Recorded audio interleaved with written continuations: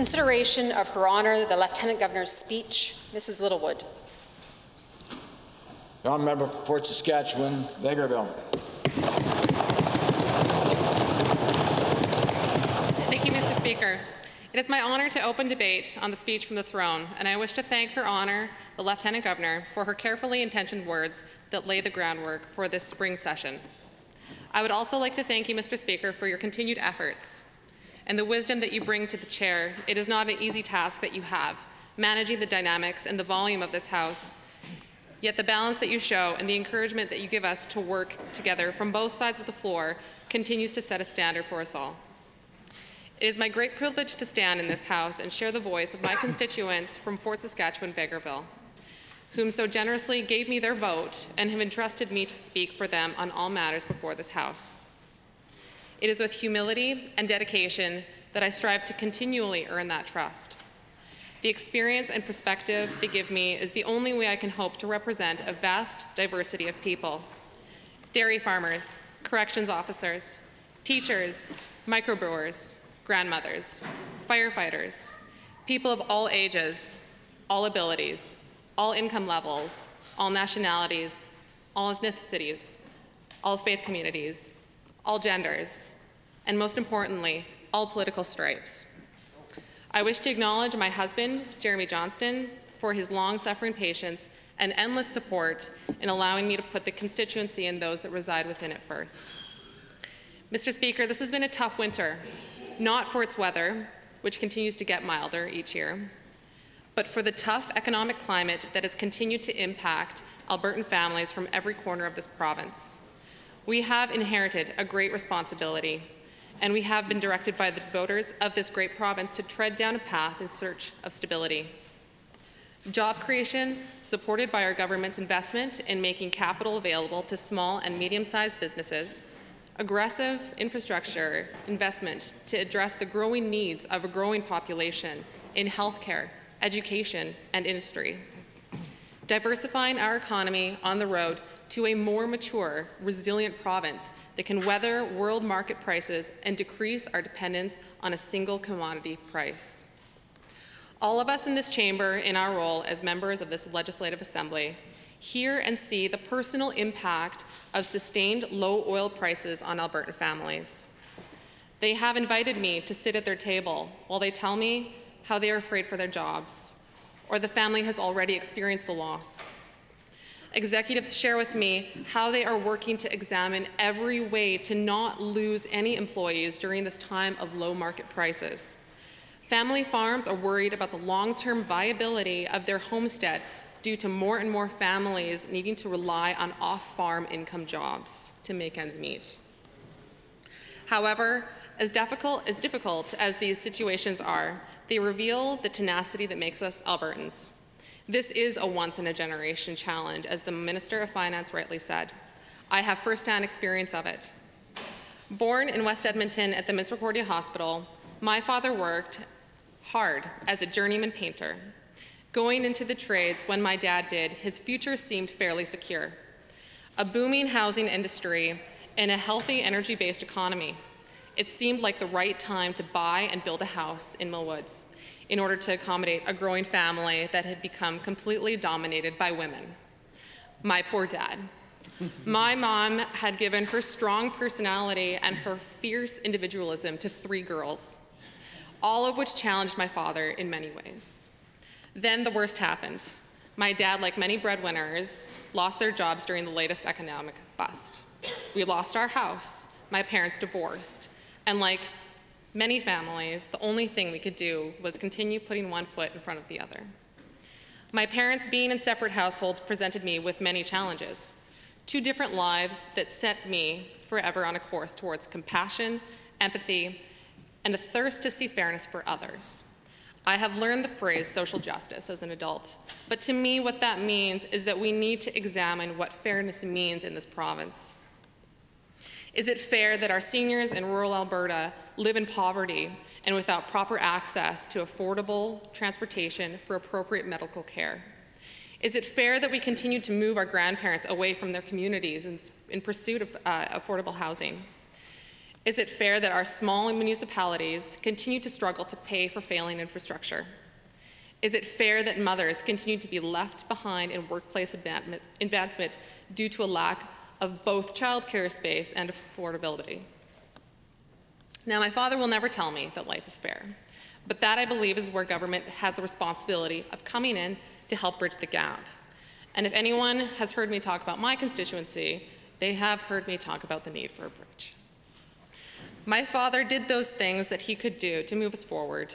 He owned his own small painting business, and as I've shared in this house before, he worked long hours. My dad found affordable childcare. He watched every dime that went in and out of the house, but he did not do this on his own. I grew up in Edmonton housing. I attended public school. We had access to publicly funded health care. Yes, my dad did pull himself up by his bootstraps, but the ability to do that, to take care of his family, hinged on publicly funded services. Our relatively new government has taken the role of working to address systematic inequality and extending an invitation to those in our communities that are passionate about looking for solutions that benefit all of Alberta. Leaders and advocates are not something that my constituency of Fort Saskatchewan-Vegreville is in short supply of. This past season, I have had the amazing pleasure of introducing amazing people that work to improve their communities and continue to make these small, rural, and rurbans, yes, it's a word, rural, urban, rurbans, great places to move to raise a family. Myron Hyduk, Mayor of Vegreville and owner of The Garage, a classic car dealership. Tanine Rudick, Councillor of Vegreville, member of the Vegreville Region Physician Attraction and Retention Committee, board member of St. Joseph's Hospital, Eskimos fan, and daughter of former Vegreville Viking NDP MLA Derek Fox, who served as agriculture critic under the leadership of Ray Martin. Deputy Reeve and Councillor of Lamont County, Daniel Warawa, proud Ukrainian, expert combine handler, and a true patriarch. Fort Saskatchewan Mayor Gail Kratcher, Vice Chair of Alberta's Industrial Heartland, proud grandmother, talented orator of 'Twas the Night Before Christmas. Heather Boonstra, Executive Director of Families First Society, Eskimos season ticket holder, best hugger this side of the North Saskatchewan. My side of the North Saskatchewan, I should say. Don Sagberg, high school social studies teacher at JP2, proud new dad, Alberta politics junkie.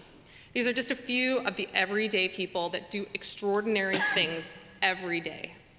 I have met groups of people brought together by cultural institutions created in Alberta.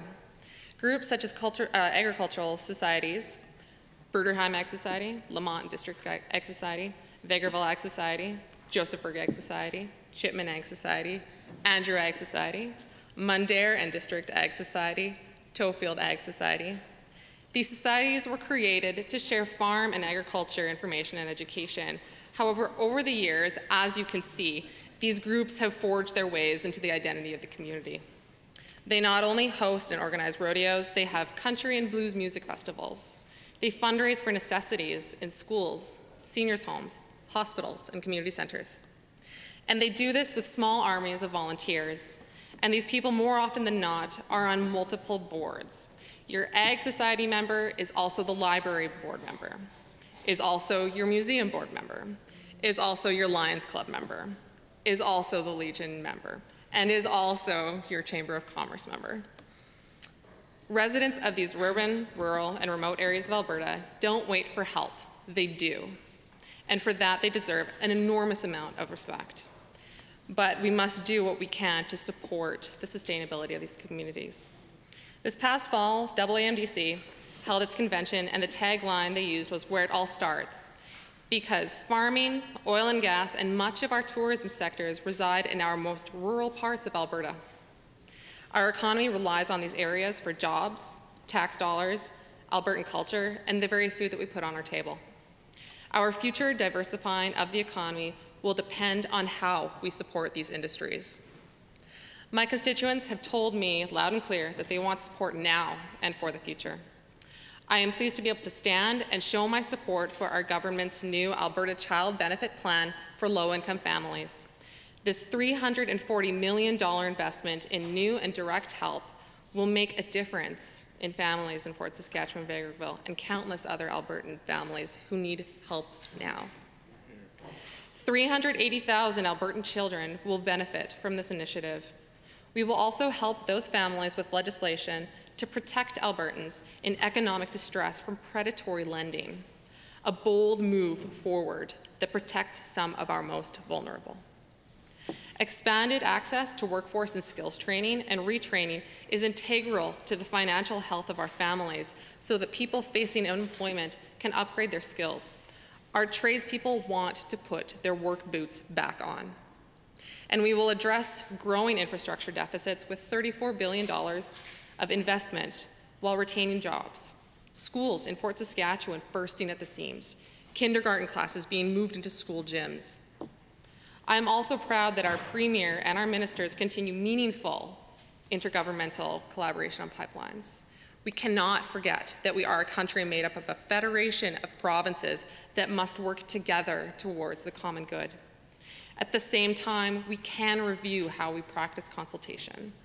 Our government will repeal Bill 22 and will engage Indigenous communities on how the Crown should fulfill its consultation duties and support the capacity of Indigenous people.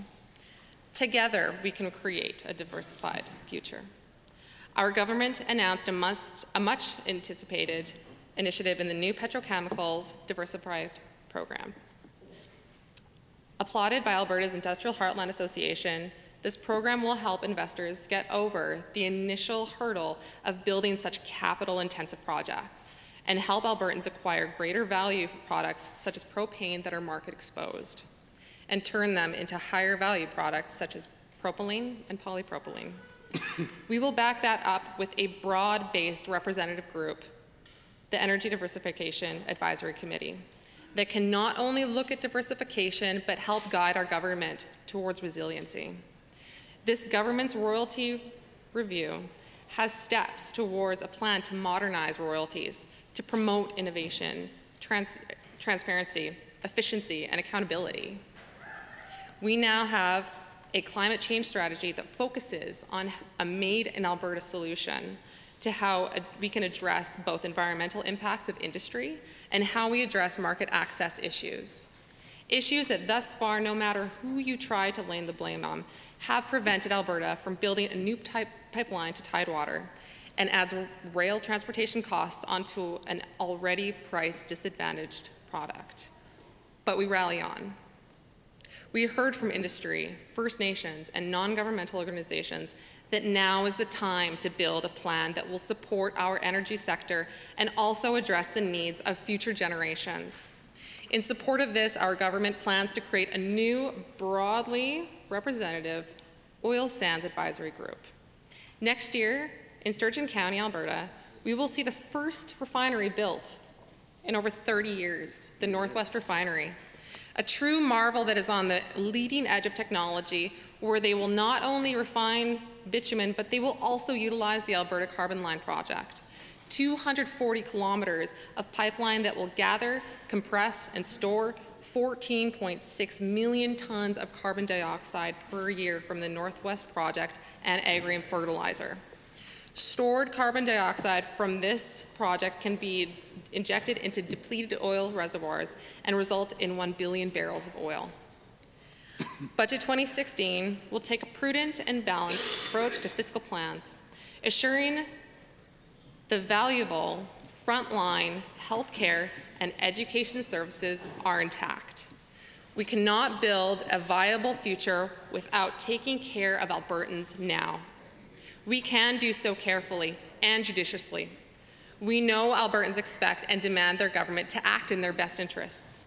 That's why I'm so proud to highlight our government's ongoing program for democratic reform. I look forward to hearing and reading, and now sharing as chair, the report from the All-Party Special Committee on Ethics and Accountability.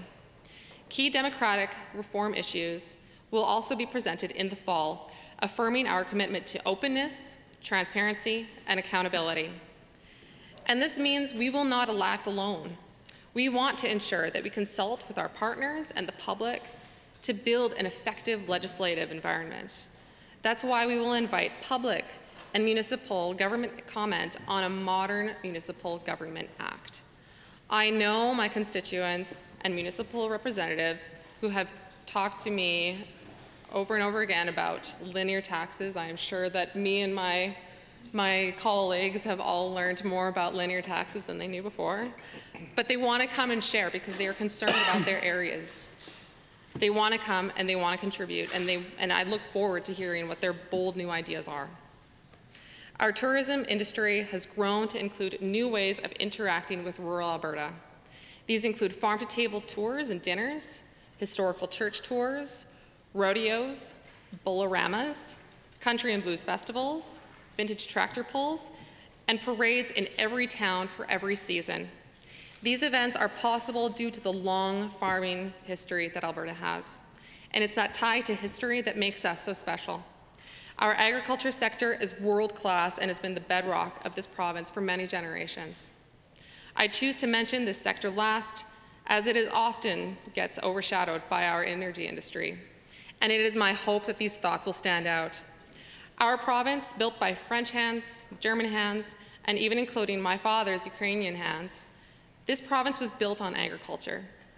I have met resourceful people and visited their high-tech operations in farming and agriculture, and have learned that we need to do a better job of trumpeting these successes. We have grain operations such as Alum Farms Partnership that farms 10,000 acres. We have award-winning Black Angus cattle breeders at Northline Angus that ship beef genetics all over the world. Teal's Greenhouse brings shoppers from hours away that count on Teal's high quality of product, bringing both beauty and sustenance. Mr. Speaker, as I close, I would like to share a Hansard quote from Derek Fox's Maiden speech, which he gave on June 27, 1986. Agriculture is certainly the most basic concern in rural Alberta, and I know all members recognize that. My concern comes because of the value that I place on our rural life and the realization I have about how essential a healthy and strengthened agriculture industry is to the vital sort of growth that we want to provide. If I may be forgiven an analogy, if the roots are strong and healthy, I think the tree will grow tall and provide shade and bear fruit. I am proud of my family. I am proud of where I came from. I am proud of my government, and I am proud of my premier, and I am very proud of my province. I am proud to call myself a Heartland MLA. Thank you. Thank you, honourable member.